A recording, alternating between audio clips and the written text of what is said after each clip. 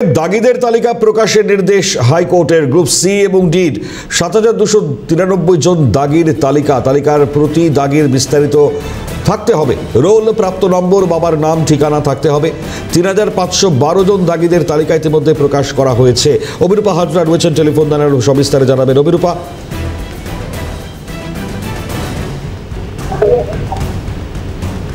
শুনতে পাচ্ছ? চলে যাচ্ছে।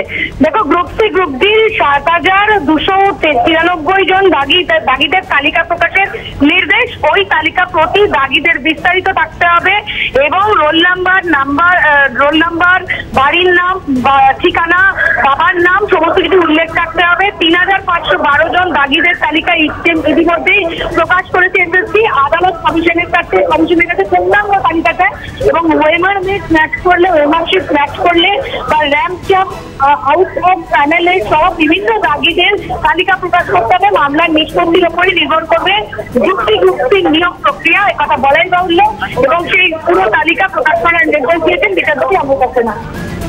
ধন্যবাদ অভিরূপা। কথা বলছিলেন আমাদের প্রতিনিধি অভিরূপা হাজরার সঙ্গে।